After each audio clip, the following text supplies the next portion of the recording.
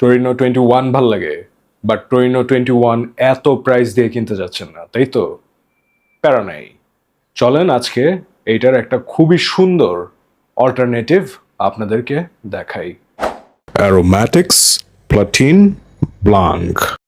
চলেন একটু আনবক্স করি।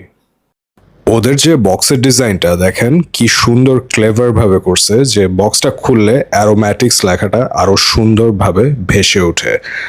আর প্রাইস পয়েন্ট অনুযায়ী উইচ ইজ লাইক 4 থেকে 4,500-এর মধ্যে যেই কোয়ালিটি, এইটা ভাই মানে আনবিটেবল। আর বটলটা প্রবাবলি আপনার সিরামিক দিয়ে বানানো, মানে এইটা আমার গ্লাস লাগতেছে না। মানে এই প্রাইসের মধ্যে ওরা এত কিছু কেমনে দিল, এইটা হচ্ছে আমার কাছে একটু সারপ্রাইজিং লাগতেছে। বাট স্প্রেয়ার কোয়ালিটিটা আমার কাছে এত আহামরি তেমন কিছু লাগে নাই। সো আনবক্স তো আপনারা দেখলেন, এখন চলেন একটু স্প্রে করা যাক। 1 2 3 4 5 6 7 8 9 10 11 12 13 14। আচ্ছা, বেশি দিলাম কারণ হচ্ছে যে স্মেলটা ভাই মারাত্মক।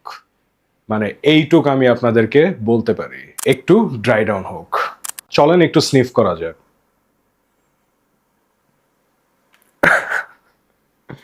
আচ্ছা, অনেস্টলি স্পিকিং, আমার কাছে মনে হয়েছে যে এইটা সামারের জন্য পারফেক্ট একটা ফ্রেগ্রেন্স হবে।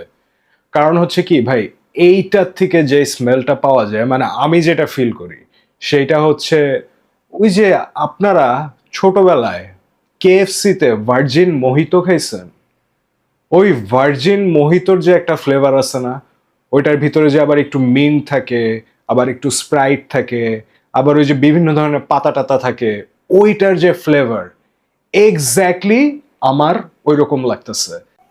আচ্ছা, এইটার সাথে আমি আরেকটা ফ্লেভারের মিল পাই, সেটা হইতেছে ওই যে বাংলাদেশে কিছু কিছু বুফে রেস্টুরেন্টগুলোতে আপনি দেখবেন যে এক ধরনের ফ্যান্সি পানি পাওয়া যায়, ওই যে কলের মতো একটা জিনিস থাকে, ওইটা থেকে নিয়ে নিয়ে খাইতে হয়। ওই পানির মধ্যে দেখবেন যে ওই যে লেবু, তারপর হইতেছে ওই যে কমলা, তারপর হইতেছে ওই যে মিন্টের পাতা, এইগুলা মিশানো থাকে।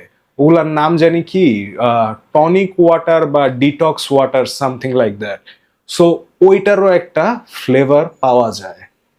অ্যান্ড এইটা আমি মনে করি যে ভাই সামারের জন্য পারফেক্ট একটা ফ্রেগ্রেন্স। এখন আসি এটার পারফরমেন্সে। Performance wise it's good. আমি বলবো না যে একদম মারাত্মক লেভেলের পারফরমেন্স, বাট প্রাইস ওয়াইজ এটা ভালো। ধরেন হচ্ছে আপনার আমার স্কিনে 5 ঘন্টা ম্যাক্সিমাম, আর কাপড়ে দিলে হইতেছে 6-7 ঘন্টা থাকে।